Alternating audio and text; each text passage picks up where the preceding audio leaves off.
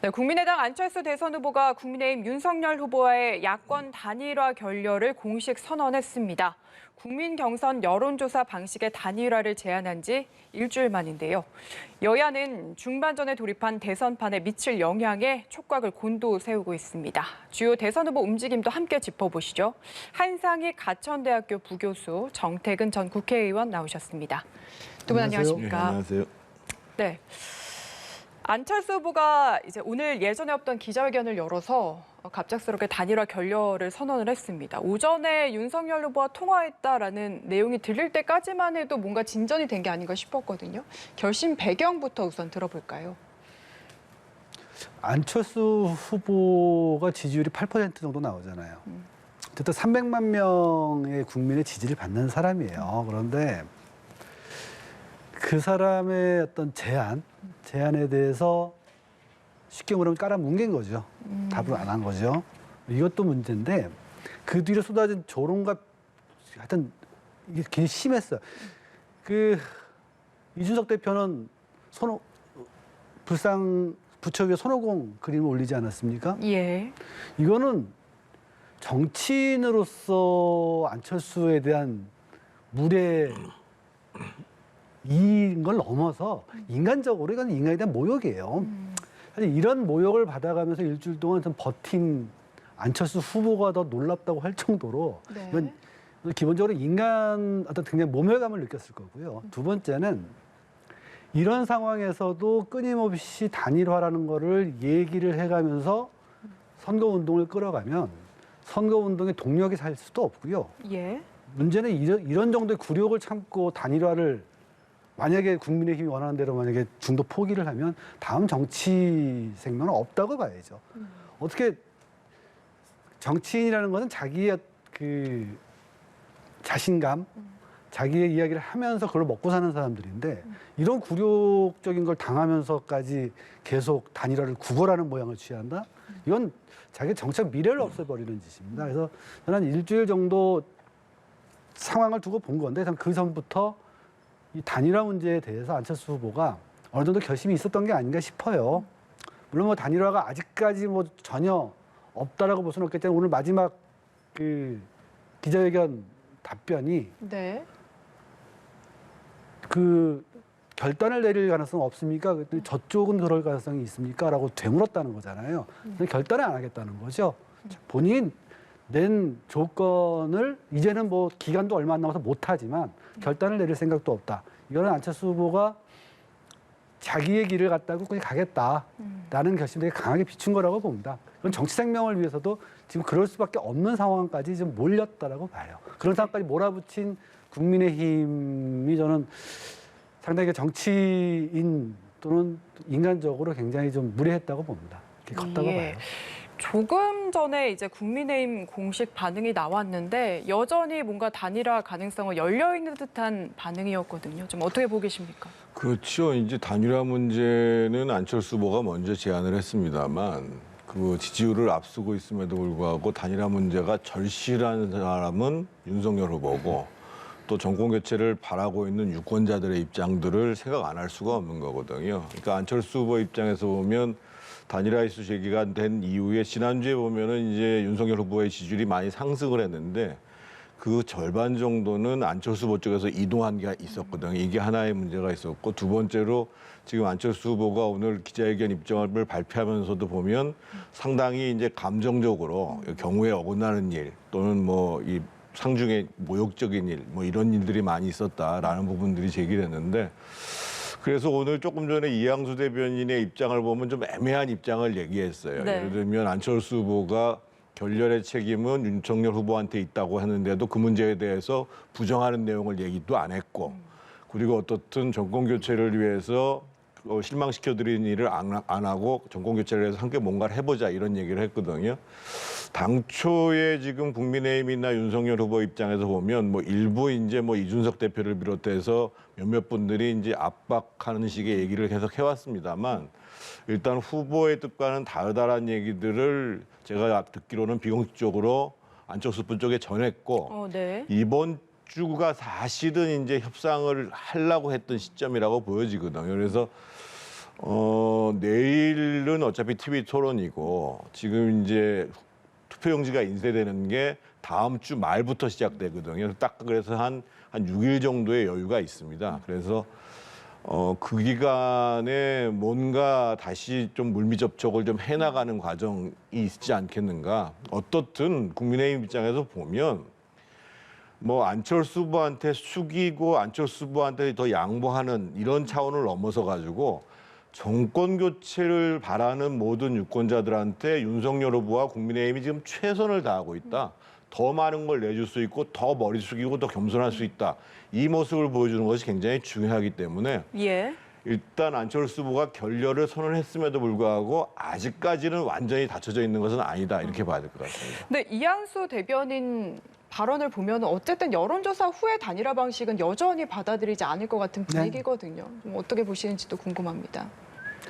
국민의힘 이번 방금 저 뉴스에 나왔던 리얼미터 조사에서도 보면 예. 여전히 리얼조사나 서던퍼스 조사를 보면 여전히 비슷비슷해요.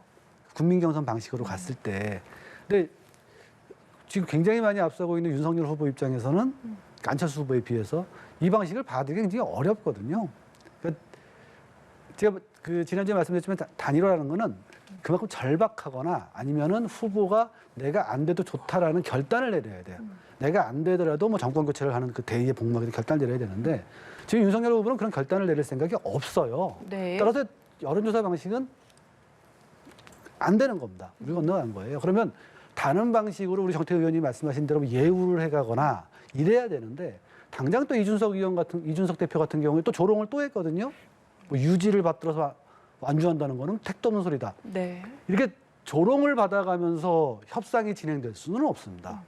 이거는 굉장히 저는 윤석열 후보가 단일화를 할 생각이 있는지 없는지는 제가 알 수가 없지만 단일화 문제에 관한 한 결렬의 가장 큰 책임은 이준석 대표한테 있어요. 그런 얘기를 들어가면서 단일화를 구걸한다? 글쎄요, 그 사람의 자존심 문제가 되겠죠. 예.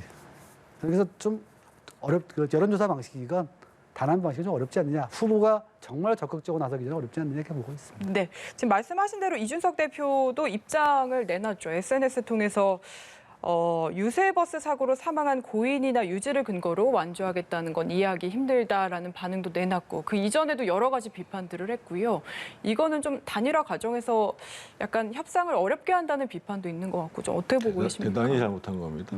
그러니까 이준석 대표가 지금 이제 본인은 나름대로 객관적인 입장에서 얘기를 한다고 생각하고 또 지금 이제 단일화 없이도 윤석열 후보가 승리할 수 있다고 생각을 해서 그런 얘기를 한 것 같고 특히 이제 오늘 아침 뭐 방송의 아침 프로에 나와서 한 발언 같은 경우는 대단히 부적절한 발언입니다. 네. 그러니까 지금은 아까도 제가 일관되게 말씀을 드리고 있습니다만 유권자를 봐야 됩니다. 특히 정권 교체를 바라는 유권자를 봐야 됩니다. 지금 정권 교체를 바라는 유권자들은 어떤 조사를 해도 55%를 넘어서고 있습니다. 그런데 윤석열 후보가 지금 현재 받는 표는 40%를 조금 넘어서는 정도의 수준이거든요. 그러면 안철수 후보가 지금 받고 있다는 8, 9%의 표 그리고 아직까지도 정권 교체를 바라고 있음에도 불구하고 선택을 안 하고 있는 사람들, 그런 유권자들을 입장에서 보면 정말로 내가 정권 교체를 바람에도 불구하고 신뢰할 수 있는가의 문제가 남기 때문에 그분들에게는 더욱더 합리적으로 조심스럽게 다가갈 필요가 있는 것이거든요. 그래서 저는 이준석 대표가 저런 발언들을 계속하는 것은 특히 이 정치 지도자로서 별로 적합하지 않다고 보여지고요. 지금 이제 마지막 남은 일주일 기간에 저는 이럴 수도 있다고 봐요. 지금 이제 안철수 후보는 모든 국민을 상대로 해서 선호도 적합도를 조사했던 지난 4.7 재보궐선거 때의 경우를 얘기를 한 것이고 국민의힘은 여론조사 경선 안 된다고 얘기합니다만 사실은 타협점으로 그러면 정권 교체를 바라는 사람들을 대상으로 해서 선호도 적합도를 조사하자라고 하는 타협점이 나오지 말라는 법도 없어요. 네. 왜냐하면 정치라는 거는 그야말로 생물이고 서로의 이해와 명분들이 맞아 떨어지면 할 수가 있는 거예요. 딱 칼로 물 뱉기서 나 이 선 이외에는 안 돼. 이렇게 되어지는 것은 아니거든요. 그런 가능성을 열기 위해서라도 지금은 국민의힘 입장에서 보면 더욱더 여러 가지 발언을 하는 데 있어서 조심해야 되는 것이고 제가 일관되게 말씀을 드립니다만 안철수 후보한테도 마찬가지입니다만 정권 교체를 바라는 국민들한테 더욱더 겸손하고 머리 숙이고 우리 것을 더 내줄 수 있다. 이런 자세를 보여주는 것이 대단히 중요합니다. 네, 알겠습니다. 단일화 관련해서 하나만 더 여쭤볼게요. 오늘 기자회견에서도 질문이 나왔는데 더불어민주당 쪽에서는 어떤 제안도 여전히 받은 바 없다라고 안 후보는 답변을 했거든요. 관련해서 민주당 쪽에서는 어느 정도 약간 공식 목소리는 나오는 것 같고 가능성이나 뭔가 분위기 어떻게 보고 계십니까? 말씀드린 대로 여론조사 방식이라는 건요. 여론조사를 하려면 문구도 합의를 해야 되고 예. 업체도 골라야 되고 또 조사하는 시간도 있어요. 사실은 일주일 남은 시간 한 28일이 이제 들어가니까요. 라는 문제가 있고 두 번째는 안철수 후보가 어떤 뭐 합리적 중도 보수를 얘기를 하고 있지만 그럼에도 불구하고 정권 교체를 얘기했던 사람입니다. 계속. 즉 민주당과 단일을 하기 위해서는 그 정권 교체라는 것을 거둬들여야 돼요. 아니면 뭐 이재명 후보가 정권 교체라고 얘기를 하든지 간에. 예. 따라서 민주당이 안철수 후보와 또 협력을 할 수는 있어요. 예컨대 윤석열 후보가 만드는 뭐 기득권의 나라니 뭐 이러면서 극우의 국가 이런 걸 막기 위해서 협력하자 이렇게는 할 수 있겠지만 단일화 제안을 이전에도 뭐 공식적으로 했다거나 앞으로도 할 가능성은 전 없다라고 봅니다. 네. 뭐 그렇게 했다가는 지지층한테 견뎌낼 수가 없어요. 예, 알겠습니다. 저희 이야기 나누는 중에도 나왔는데 오늘 리얼미터 여론조사 결과가 발표가 됐습니다. 지난주와 비교해서 윤석열 후보는 1.3%포인트 상승을 해서 42.9%고요. 이재명 후보는 0.4%포인트 하락하면서 윤 후보가 지금 이 후보를 오차 범위 밖에서 앞서는 결과거든요. 그동안 참 팽팽했는데 뭔가 여론의 변화가 감지된다라고 해석해도 되겠습니까? 그렇죠. 지난주 말부터 시작해가지고 뭐 이 리얼미터 조사뿐만 아니라 갤럽 조사, MBS 조사 이런 부분들에 있어서 오차 범위를 벗어나는 지금 이제 윤석열 후보의 앞선 조사가 나와 있거든요. 그 윤석열 후보가 뭐 캠페인을 잘했다라는 측면도 있겠습니다만 크게 보면 한 세 가지 정도의 요인이 작용을 했습니다. 하나는 지금 코로나 방역 문제로 국민들이 굉장히 지금 고통을 겪고 있고 그리고 실제로 문재인 정부와 민주당이 무능한 거 아니냐. 대표적으로 보면 예를 들면 지금 5일째 10만 명을 상회하고 있는데 보건복지부 차관이 나도 확진이 됐는데 재택치료하려고 전화를 했더니만 연락이 두 번 했는데 안 됐대더라. 그런데 지금 재택치료하시는 분들이 한 30만 명 되거든요. 네. 그럼 격리해야 되는 가족까지 합치면 100만 명이 넘어갑니다. 100만 명이 넘어가면 여론조사 지표로 따지면은요, 한 3, 4% 영향을 미칠 수밖에 없는 상황인 거예요, 기본적으로. 거기다가 이제 진단키트도 못 구하고 있잖아요. 그러니까 지금 이재명 후보가 유능한 경제 대통령, 위기에 강한 대통령 이렇게 얘기를 하는데 지금 말이 안 되는 상황이 벌어지고 있는 거거든요. 이게 이제 첫 번째로 작용을 한 거고요. 네. 아무래도 이제 지난주부터 시작해가지고 소위 김혜경 씨가 비서실을 사적으로 운영했다. 경기도 공무원과 세금으로 이 논란 문제가 계속됐고 있었고 거기에 더해서 단일화 이슈가 제기되니까 이 기본적으로 안철수 후보 쪽에서 지지되는 측면 왔던 후보들이 일부 이동하는 이것도 무시할 수가 없었거든요. 그래서 지금 보면은 오늘 일단 1차 결렬이 된 상태에서 여론조사에 가장 중요하게 봐야 될 시점은 내일 이제 방송 토론이 되고 예. 오늘 지금 단일화 결렬한 것이 여론조사에 반영되는 게 화요일 조사 정도부터라고 봐야 될 겁니다. 그래서 아마 다음 주 수요일 날 조사가 어떻게 나오느냐 이게 상당히 이제 이 격차를 벌려가는 추세를 유지하느냐 그렇지 않고 좁혀가느냐 이것들의 굉장히 결정적인 분기점이 되는 것이고 만약에 실제로 이 격차가 계속 유지되고 있다라고 본다면 국민의힘 입장에서 보면 윤석열 후보 입장에서 보면 상당히 희망적으로 봐야 되는데 그럼에도 불구하고 이번 선거가 비호감 선거라는 특성이 있기 때문에 네. 마지막에도 여론이 출렁거릴 가능성은 충분히 있습니다. 예. 한 교수께서는 어떻게 해석하십니까? 저는 이제 대강 동의하고요. 특히 단일화 때문에 올랐다는 부분 동의하고. 근데 저는 이제 다른 부분으로 봐야죠. 연구를 하는 사람이니까 실제로 한국 그 선거에서 쭉 보면은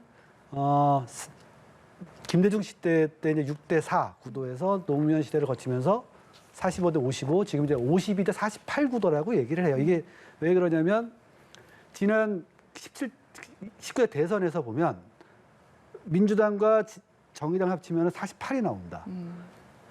안철수, 유승민 다 합치면 52가 나와요. 네. 이 구도가 어디까지 들어가냐면 지난 총선에도 그대로 들어갑니다. 48대 52 구도라고 보는데 지금 윤석열 후보 같은 경우하고 안철수 후보를 합치면은 약 50 나오고 거기 허경영을 포함하면 이제 52가 나오거든요. 그러니까 저는 지금 윤석열 후보는 받을 수 있는 표를 거의 다 받았어요.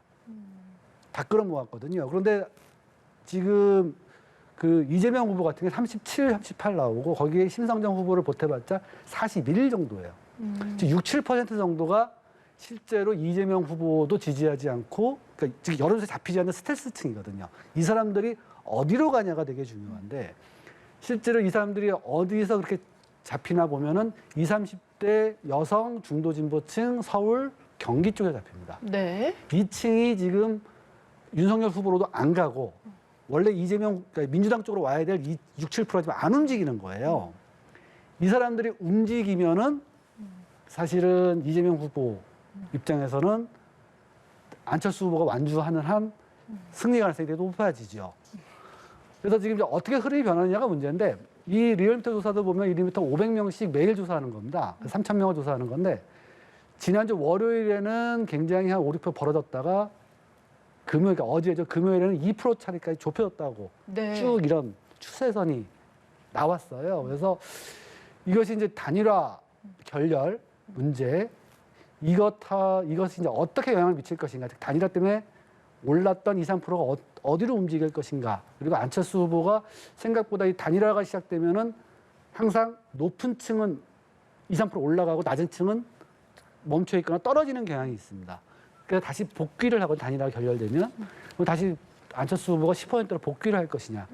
이거를 좀 다음 주에 좀 봐야 돼요. 그래서 방금 정태근 의원이 말씀해 주신 대로 다음 주 수요일, 목요일 조사가 굉장히 중요할 거예요. 흐름을 네. 볼 수 있는. 네, 결국에는 알겠습니다. 단일화가 또 최종 변수, 가장 중요한 변수가 아닐까 또 이런 생각이 들고요.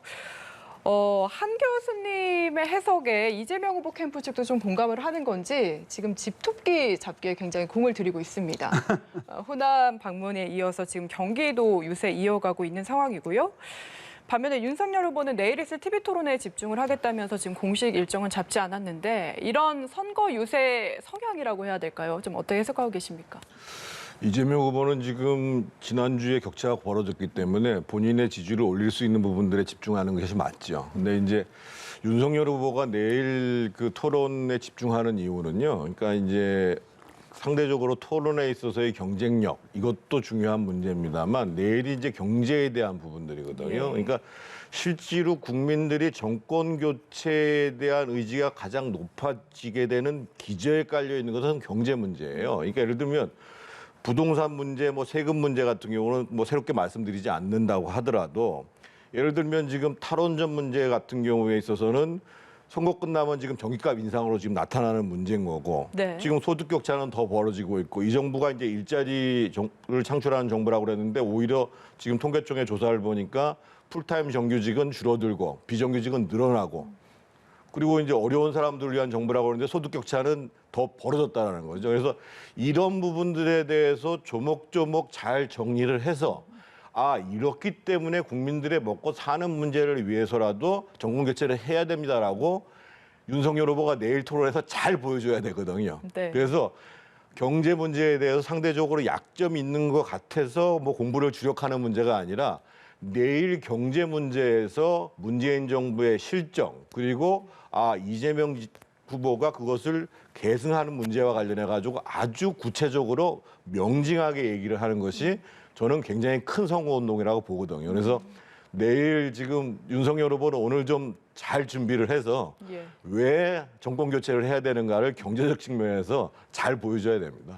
이게 법정 TV 토론은 처음이긴 한데 그래도 벌써 TV 토론이 한 3번째지 않습니까? 네. 그래도 여전히 좀 중요 변수가 될 거라고 보시는 겁니까? 일단 가장 큰 거는 실수하지 말아야 되고요. 그러니까 지난주에 사실은 좀 지지율이 올라가는 과정 속에서 윤석열 후보가 굉장히 과격한 언어들을 많이 구사했거든요. 사실 그게 적절치 않아요. 기본적으로 지금 일관되게 얻어야 될 표의 방향은 중도층에 있는 것이거든요. 그런데 예를 들면 일단 실수를 하지 말아야 되는 것. 그러니까 국민들이 저런 내용들은 좀 명확히 알아야 되는데 잘못 알고 있는 거 아니야? 이거 조심해야 되는 거고. 두 번째로는 분명한 사실은 윤석열 후보 입장에서 봤을 땐 정권 교체 의지를 계속 높여가는 그런 방향으로 가야 되거든요. 그러면 그 경제 정책의 실정, 그래서 국민들이 고통을 받았던 점들에 대해서 아주 구체적으로 조목조목 짚을 필요가 있는 거죠. 예. 한 교수께도 오늘 주요 후보들의 선거 움직임이라든지 내일 TV 토론에 대해서도 어떤 포인트들 짚어봐야 될까요? 질문 우선 드리겠습니다. 말씀드리기 전에 통계 말씀 잠깐 드리면 예. 실제로 양극화 문제는 우리뿐만 아니라 유럽, 미국 모두가 이 불평등 그러니까 양극화, 자산, 소득 양극화 벌어지고 있는 건 사실이에요. 근데 다만 이제 그거를 조세로 얼마나, 즉 이전 소득으로 얼마나 그 진위 계수나 오분위 계수를 갖다 줄이느냐의 문제거든요. 실제 그러니까 핀란드와 우리를 그 이전 소득 이전으로 놓으면은 그 불평등도가 그렇게 큰 차이가 나지 않습니다. 하지만 이전 소득으로 이거 줄여버리는 거거든요. 지금 문재인 정부에서 불평등도가 늘어났다고 말씀드렸는데 그거는 약간 통계랑 다릅니다. 왜냐하면 전체적으로 그 이전 소득 이전의 불평등도는 전 세계적인 흐름대로 늘어났어요. 커졌지만 이전 소득이 늘어남으로써 우리 진위 계수와 오분위 배수는 개선되고 있는 것이 지금 확인이 되고 있어요. 코로나 때문에 그게 멈칫하긴 했지만 네. 확인돼 있어 그 오해는 좀 바로 잡고요. TV 토론 말씀을 드리면 이 TV 토론이 한쪽이 일방적으로 앞서고 나갈 때면은 그렇게까지 큰 영향을 못 미칩니다. 왜냐하면 앞서 나가는 쪽이 방어적으로 나오거든요. 예. 굉장히. 그런데 지금 2, 3% 정도의 차이, 우리가 흔히 이제 선거 기간 동안 그 전환될 수 있는 비율을 8% 정도로 봅니다. 정치학계에서는. 2, 3% 차이일 때는 이 TV 토론 한 방에 갑자기 무너지는 경우가 있거든요. 그래서 이렇게 박빙 대선 그러니까 한 3, 4% 그냥 오차범위 살짝 넘거나 그 이내에 대해서는 TV 토론이 굉장히 중요하고 이게 경제 TV 토론인데 이 부분에 대해서 여태까지 이제 윤석열 후보가 몇 가지 뭐 아리백이라든가 또는 예. 이제 EU 텍소노미가 많이 실수를 좀 했어요. 사실은 탈원전을 얘기하는 사람이 EU 텍소노미를 모른다는 거는 수학교사를 자임하는 사람이 덧셈을 모른다는 똑같은 얘기거든요. 그래서 이런 것들에 대해서 어떻게 이번 경제 부분에서 난 그래도 아주 무식하지는 않다라는 네. 얘기를 갖다가 할 수 있을지 그리고 이제 그거를 어떻게 공격할지가 중요하고 또 하나는 안철수 후보를 좀 주목해 볼 필요가 있습니다. 예. 안철수 후보 입장에서는 만약 단일화를 완전히 결렬시킨다고 하면은 주된 타격 대상을 윤석열 후보로 바꿀 가능성이 있어요. 왜냐하면 윤석열 후보가 무너지는 것이 오히려 자기의 지지율도 올라가고 이후 대선 이후에 야권 재편 과정에서 자신의 몫을 늘릴 수 있는 가능성이 있거든요.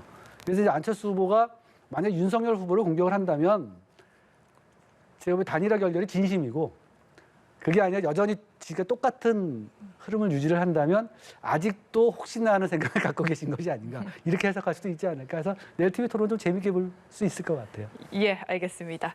이건 좀 주변적인 얘기인데 후보들이 선거 요새 다니면서 이렇게 어퍼컷 세리머니라든지 부스터 슛이라고 하죠. 발차기 세리머니 보여주고 있습니다. 이런 것들은 좀 어떻게 보셨는지 궁금한데요. 뭐 후보가 유세 현장에서 역동적인 모습들을 보여주고 특히 이제 강한 액션이라는 것이 또 유권자들의 시선을 끌 뿐만 아니라 또 이제 이 강한 후보자들을 좋아하는 유권자 성향이 있으니까요. 뭐 의미는 있다고 보여지고 또 젊은 사람들은 또 재밌게 보는데 네. 저는 좀 선거 막바지에 좀 이제 메시지 문제에 대해서 모든 후보가 신경 써야 될 것 같은데 저희가 만약에 윤석열 후보한테 제안을 드린다 그러면 만약에 승세를 굳혀갈 수 있다라고 한다면 아까 제가 말한 것처럼 남아있는 중도층에 있는 사람들을 잡아당기기 위해서는 국민통합이라든지 뭐 대탕평 인사를 한다라든지 또는 뭐 대화를 위한 조치를 한다든지 이런 메시지를 던져주는 것이 상당한 신뢰감을 갖거든요. 예. 그래서 뭐 제가 이재명 후보를 위해서는 별로 고민을 안 해봐서 더 말씀드리는 필요는 없는데 예. 좀 메시지 측면에서 저는 후반기에 있어서 저런 액션 이상으로 좀 전반기와는 다른 메시지가 나와야 될 시점이라고 보여집니다. 네, 저런 세리머니들 역시 좀 재밌게 보고 계신가요? 이 정치학계에서 이제 오랫동안 선거하는 사람들이 이제 우려를 많이 했던 게 미디어 시대. 정치라는 것이 점잖은 어떤 메시지와 정책 토론이 아니라 이른바 소프 오페라처럼 에리 프롬이 한 얘기입니다. 재미있는 예능이 돼간다라는 문제, 이거 아주 큰 문제라고 모두 했는데 제가 오늘 딸한테 한번 물어봤어요. 네. 저하고 제 집사람은 저게 이 어퍼컷이니 발차기니 저게 좀 방정맞지 않니? 그랬더니 딸은 재밌는데요? 이러는 거예요. 이게 흐름이 달라진 거죠. 흐름이 달라졌기 때문에 정치에서 이런 이제 그 세러머니, 그러니까 세러머니, 퍼포먼스죠, 퍼포먼스. 이 퍼포먼스가 사람들의 주목을 끌어들이고 관심이 이제 호감으로 바뀌면 투표로 연결되는 거니까 저는 20, 30대한테는 나쁘지 않은 것 같은데 저도 좀 나이를 먹어서 그런지 정태근 의원님 말씀에 동의를 합니다. 예. 이제 이런 퍼포먼스는 한계가 있고요. 점차 이제 갈수록 국민 통합, 어떻게 국가를 이끌어 나갈지에 대한 메시지를 좀 더 강화하고 네거티브가 아니라 좀 정책, 비전 메시지를 좀 내는 게 좋겠죠. 그게 정치의 본령이라고 생각을 합니다. 예, 알겠습니다. 저는 다행히 2030이라 그런지 재밌게 봤습니다. 지금까지 한상희 가천대학교 부교수 그리고 정태근 전 국회의원과 함께했습니다. 두 분 감사합니다. 감사합니다. 네, 고맙습니다.